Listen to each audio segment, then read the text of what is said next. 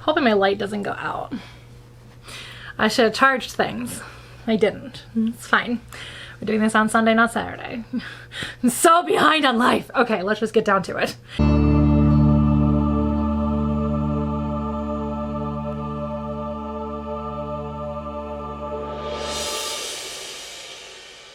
Hey guys, welcome back to my channel. I am Britt, and if you haven't subscribed yet, you probably should, because I talk about geeky things, and today is Monday, which means that we are talking about Power Rangers Beast Morphers. This one is episode 21, source code. Now, mind you, I understand this is actually technically episode 19 because there's a special episode. I don't count the special episodes, so get off my back about it. Not that anybody was on my back about it.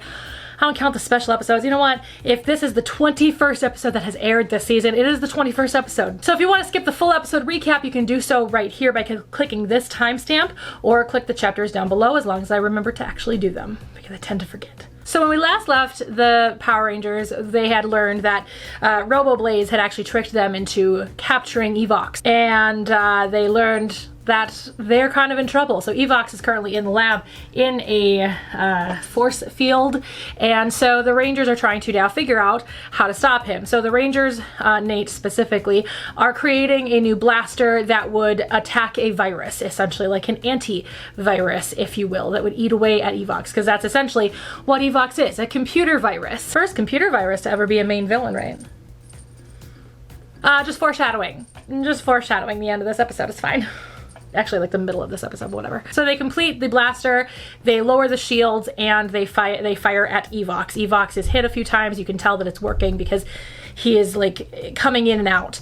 And then he kind of puts himself into the wires and goes into the computer and puts the force field back up. And we now know that Evox is now inside the computer. He is able to fully escape into the computer system, and the Rangers are chasing him around the base, going from place to place, trying to destroy the computers that he is in, or the computers that he goes in, to try and stop him from getting any further into their systems, because he could do some serious damage to their systems. After one of the last stops that they make, they're not quite sure which direction he would be going next. It is then that they get word that somebody has accessed the vault, so they go after him in the lab to the vault, only to find that he has accessed the RPM morphers, and he is absorbing energy from the morphers. And if you've seen RPM, you know why that is significant. And now, the thing that we have all been thinking this entire time, that we've had the same voice actor, that they are both computer viruses, that Evox is actually Venjix. I saw it coming. Well, kind of. We'll talk about it. Anyway, it is then revealed that at a younger age, Nate, playing with the morphers and playing with snake DNA, had actually created Evox that we know today, which is of course Venjix, or at least fractions of Venjix, with snake DNA to create the to create the Evox that we knew in season 1 before he got his current body that he resides in. And the other mirroring is the need for the body. Anyway, so Nate is feeling super guilty about this, learning that he is the reason why everyone's in trouble. And it gets a little darker as we get a little bit closer to kind of where he's at, but we'll talk about that in a second. So Evox is running around as now Venjix. He comes across Ben and Betty. Ben and Betty try to stop him. They end up getting tied up because they're useless, because they're funny. Anyway, moving on. So Nate is really down on himself, and Zoe's trying to cheer him up, but he can't seem to let go of the fact that he has been the reason why that Evox exists and Venjix was released into their world. Evox, obviously. Venjix, obviously. Venjix, this is gonna be hard to remember to switch the character that I'm talking about. Venjix is obviously a very scary computer virus, as we saw in RPM, having pretty much destroyed the entire world. And now this is the fate that this world is looking at possibly experiencing, with the fact that Evox is Venjix. So Zoe comes up with an idea. You know, obviously none of them can quite understand exactly what he is going through, so she needs somebody who understands exactly what he's going through. And at this point, the smile on my face got really big, because I thought we were just gonna get that one little snippet of Dr. K, but turns out Dr. K's in this episode, and I love it. So she asks Devin to help her access another dimension. And next we know Dr. K is walking through a portal to talk to Nate about how she helped create, or she did create, the Venjix virus from the beginning, that she is the reason why Venjix even exists at all. Yes, he's the reason he exists in this world, but she is the reason why Venjix exists at all. And so she knows what he's going through. She knows the guilt. She knows the scary kind of feeling that he's going through right now. And so she kind of tries to pump him up, and she actually kind of guilts him into coming up with a plan. So the two of them start working on a way to stop Evox/Venjix. Evox/Venjix, that's just easier way to do it. Because he's both now. So Evox/Venjix ends up stealing an access code to the Morphex towers, and he gives one to Blaze to go and do a thing, and then gives another copy of that to Scrozzle, because Scrozzle is the real key to their success, which I wasn't quite sure what that meant. Obviously, I now kind of do. And now Dr. K gets to meet Ben and Betty, who are, you know, funny, but she actually makes this scene really funny because I just really love Dr. K. I feel like Olivia Tennant, we'll talk about a little bit more a little bit later, but I feel like Olivia Tennant is actually really good at dry, witty humor, which is the kind of comedy that I tend to like anyway. So it really helped out and made this scene great. They're trying to help her. They're trying to do something, and she knows clearly they're not going to be helpful. So she decides to make them helpful by telling them in a very scientific way to go make tea, and I was living for it. I couldn't help but give myself like a good guttural laugh in that scene, which is very unlike me when it's Ben and Betty, but it really was Dr. K I was laughing at, which I just absolutely adored.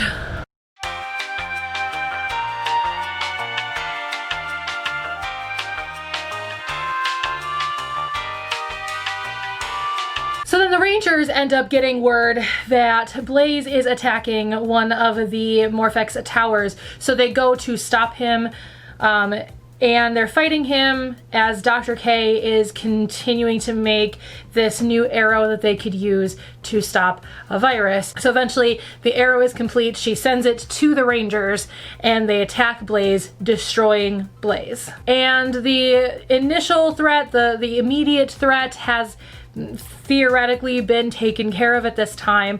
So Dr. K decides it's time for her to depart, for her to leave and go back to her world in case Venjix has been unleashed into her world somehow again. So she decides to leave. But the Rangers are very thrilled that she had come by. They tried to convince her to stay, but it is time for her to in fact go. It is then that they find out that the Morphex towers have all been ignited or all turned on. Then the commander is telling them to shut down the system, and they can't. It is then that they find out that Evox/Venjix now has control of all of the Morphex towers around the world, and it's looking pretty bleak.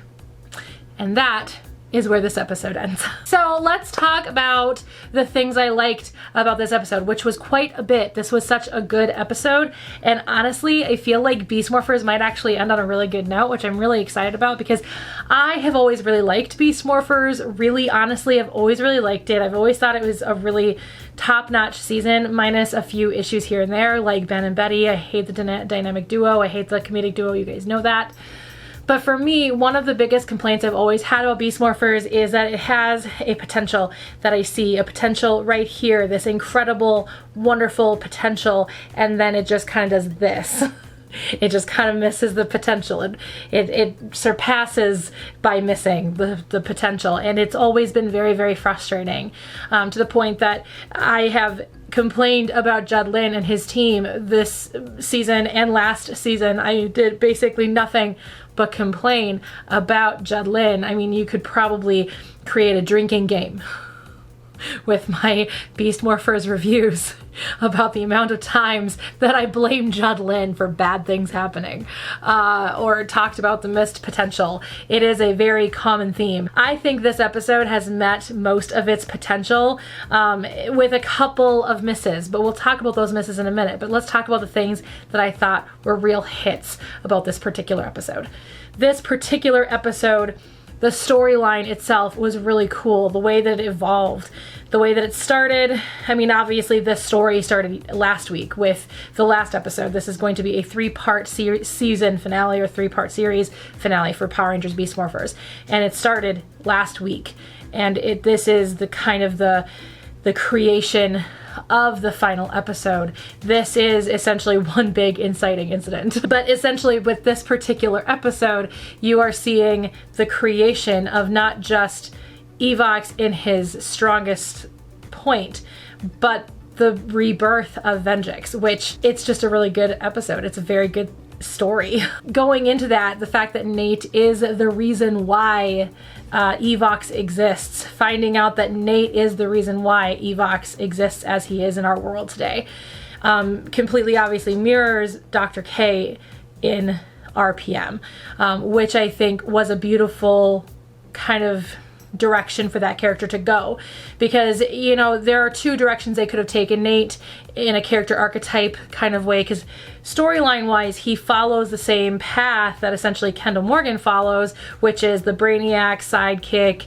Brainiac assistant to the Power Rangers, who eventually becomes a Power Ranger herself. That's kind of how Nate kind of worked.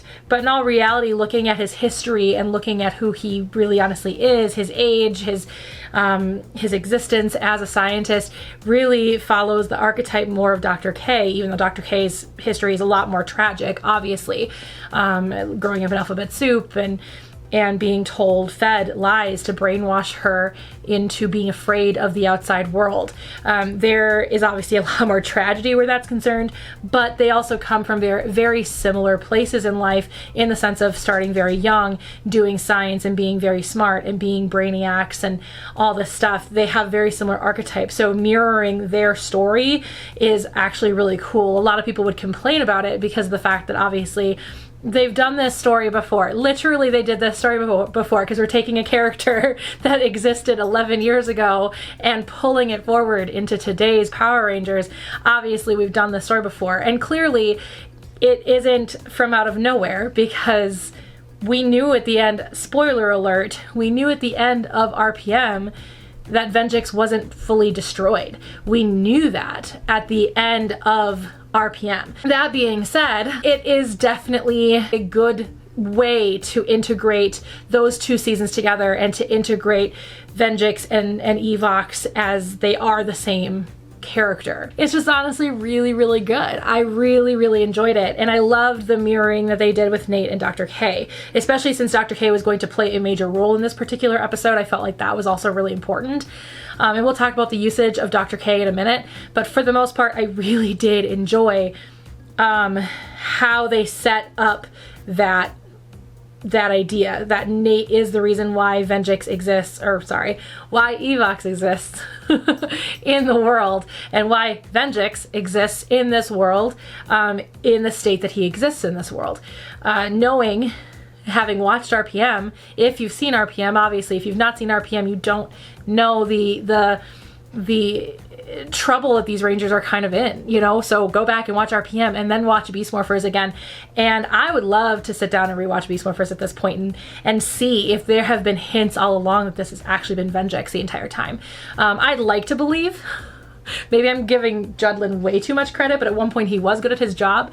I would like to believe that he's thought about that from the beginning, knowing that he was creating a computer virus, knew that he had created Venjix to not fully be destroyed at the end of RPM. It'd be very interesting to see where he would be, you know, putting in little hints for those fans that, like us, that have seen RPM and are now watching this. You know, sometimes I feel like Judlin has lost sight of the fact that the demographic watching this particular show, and I will talk about how he has kind of to an extent forgotten the demographic, but sometimes I am reminded that he is remembering the demographic that's watching the show is my age, you know, mid 30s, early 30s, late 20s. People that age are watching this show. It's not my nephew, it's not 5-year-olds, it's not 4-year-olds, it is 20-something-year-olds to 30-something-year-olds that are watching this show. And sometimes I feel like he's forgotten that, and other times, like right here with this episode and how they set this up and how they created the mirroring between Nate and Dr. K, they have definitely not completely forgotten, and I just really like that. I feel like the usage of Dr. K in this particular episode, while was somewhat of a miss, and we'll talk about that in just a second, but for the most part, the usage of Dr. K was fantastic. I feel like, obviously, that was a really easy way to write her into this particular episode, was having Nate have this kind of moment of weakness because he's the reason why. And obviously Dr. K is the reason why Vengeance exists at all. So, bringing her in to kind of give him a pep talk and help him kind of figure out a way to destroy Vengeance for good, hopefully, maybe this time, but destroy Evox and try really hard to make it for good this time, that Vengeance does not infiltrate the world in any way, shape, or form ever again. You know, I thought that her usage was really great, even to the point that I didn't hate the couple of scenes with Ben and Betty, because like the one where they got tied up by Evox, that was a completely different situation, but I actually really did appreciate, you know, her talking down to them, telling them essentially to make her tea. Like, it was just, as a tea drinker, it just was hilarious. I really, really loved it. I just need to know what kind of tea she was making, because I need to know if it was actually steeped at the correct temperature, just saying. Because you steep tea at different temperatures. You do not just boil water. For some teas you do. But either way, I really, really appreciated just the humor she brought to humorless characters that I have complained about for the last 2 seasons, about how they are not actually funny because the actors can't pull off comedy. Thing is, Olivia Tennant can. Olivia Tennant can really pull off the witty, dry humor that I personally really love. And not only can she pull it off, but she can play off of those actors who are less good at doing comedy and can make a scene hilarious. I was surprised that there was ever a scene with Ben and Betty that I actually let out a guttural laugh. Like, sometimes there were times where I would snicker or something just because something happened that I kind of caught my attention as being somewhat funny, but this was the first time I actually let out like an actual laugh. And it wasn't because of Ben and Betty, it was because of Dr. K. So just saying, she's fantastic, and I think her usage in the show was actually really great. Minus one kind of issue. So let's go ahead and talk about the things I didn't like so much. So let's talk about my issues with Dr. K in this particular episode. I do feel like while the usage of Dr. K was really well done, she wasn't just some weird cameo character like she was before, which was good foreshadowing, obviously, when she showed up before, when Devin was trying to figure out how to free his father. You know, obviously that was a very different kind of situation, but she only just made a cameo in that particular episode. And so that was definitely fan servicey, but I still feel like her guest starring in this episode was still pretty fan servicey, in my opinion. As much as I really appreciated it, as much as I really liked it, and I liked how they used her character, it still felt like she was an afterthought of a character to put in. So I don't know if their intention was always to do that, that they wrote that episode with her in mind. I'd like to know that answer, just because for me, watching it, I was like, they created this idea that Evox was actually Vengeance. They may have thought of it a while back or even from the beginning, but then in this final episode, they're like writing it up and then realizing, oh, wouldn't it be cool if Dr. K could be in here? And then they threw it together to have her be in it. Or maybe, you know, at that point they're like, hey, maybe we could throw Dr. K in there. They call Olivia Tennant. They find out she's, you know, she kind of maybe gives them a little bit of time to see if she's free, and then she finally realizes, hey, I'm free, I'll do it. Only she does it in, you know, an accent. I can't do a Kiwi or an Australian accent to save my life, so I don't even try. But you know, maybe that's the possibility. So then they finally rewrote the episode to have her in it. I don't know, but it just felt like an afterthought. Her being in this particular episode did not feel like, it didn't feel organic. It felt definitely like, let's throw this in here.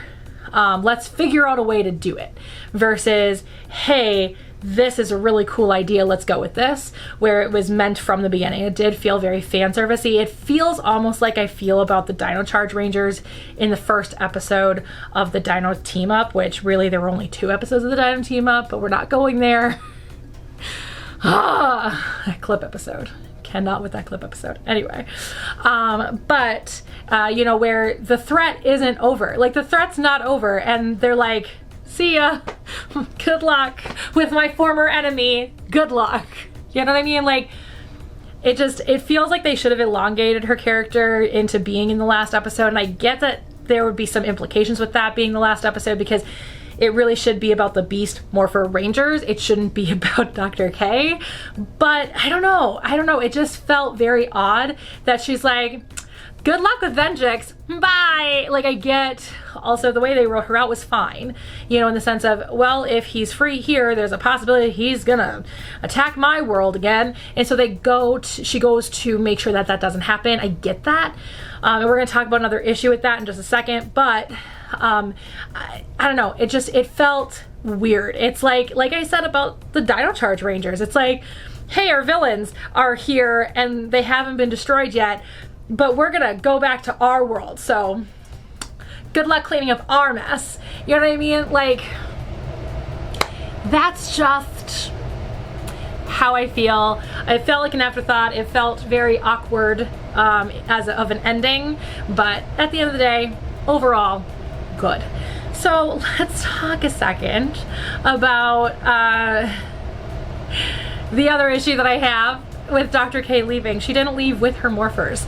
Like, so they write her out of the episode. So somehow, and okay, the whole morpher situation is a little weird. The whole Ranger history vault is really weird to me, okay? So here's the thing. Why is it they've never once, and this is where one of my issues does exist of, has Judlin kind of forgotten what age demographic is watching this show? Because of course kids aren't going to think, well, how is it that they have all these morphers?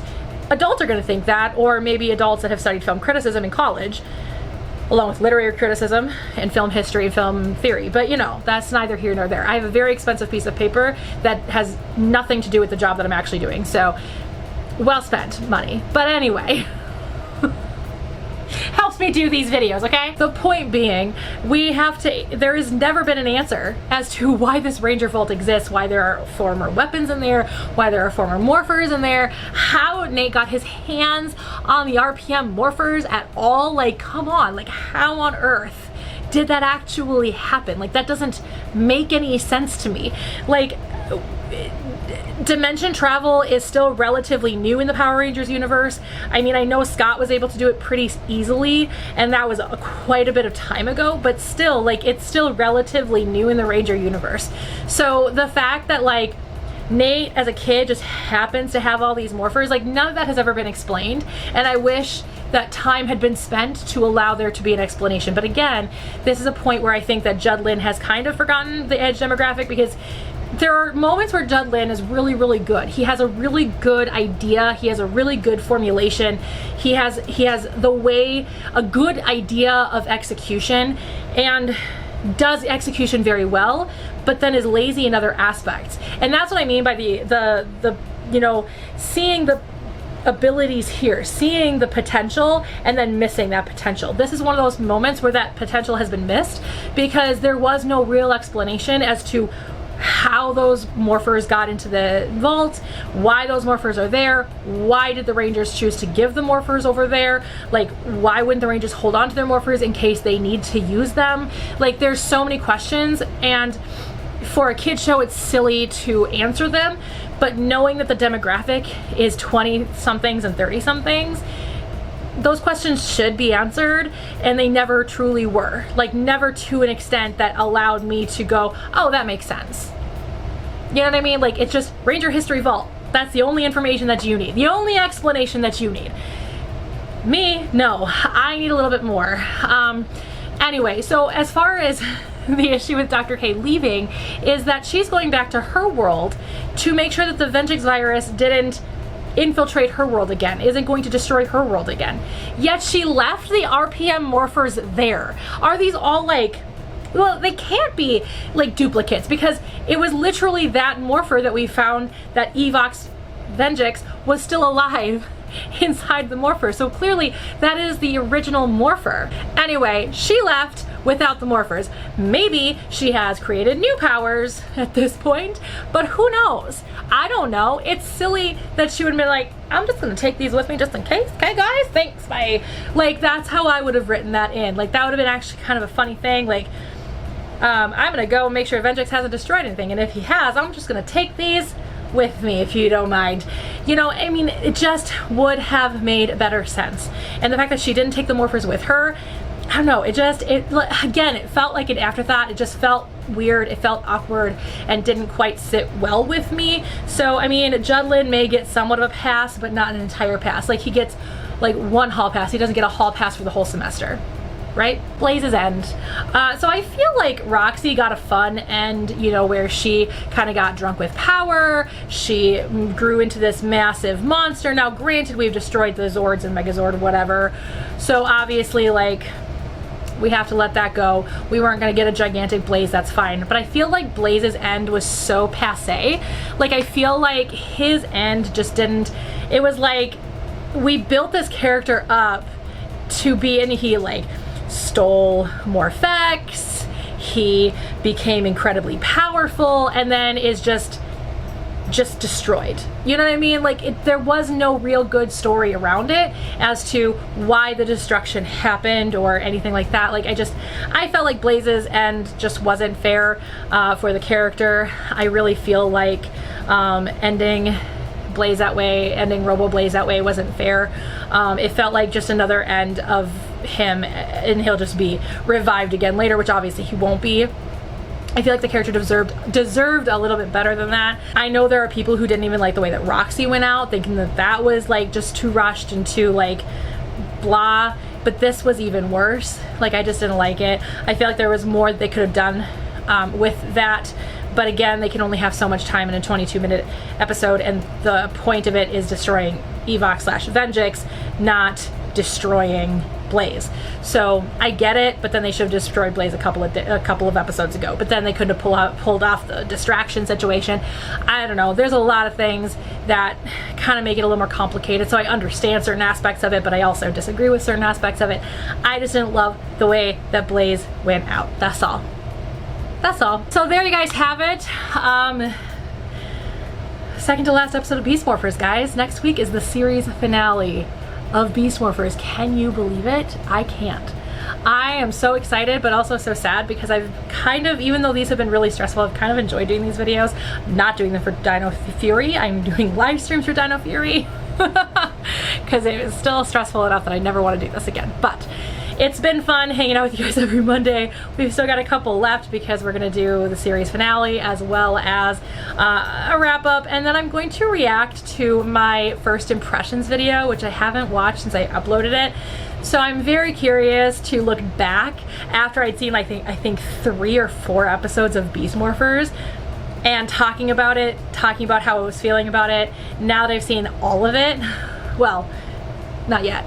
Next week I'll have seen all of it. It'll be really interesting to look back at that video and see what I think, what I thought back then, what I think of what I thought back then. Anyway, that's all. So yeah, so let me know in the comments below what you guys thought about this particular episode. Did you like it? Did you not like it? Did you have other misses that I did not talk about in this particular video? Let me know in the comments below, and I will see you guys all on Thursday with a fun video I did with my mom back. I mean, it's actually not far off from what it looked like back then. We just have less green grass now. But anyway, hope you guys enjoy that. Hope you guys stick around for my Thursday videos. I make a new video every Thursday and every Monday when there's a new episode of Beast Morphers. So check it out, subscribe if you haven't, hit the bell for notifications, like this video if you liked it. If you want to see the last Beast Morphers episode review I did, you guys can click right here. If you guys want to see all the Beast Morphers videos I've ever done, you guys can click right here. This will cover most of season 1 and all of season 2 so far, eventually all of season 2, since there's only one left.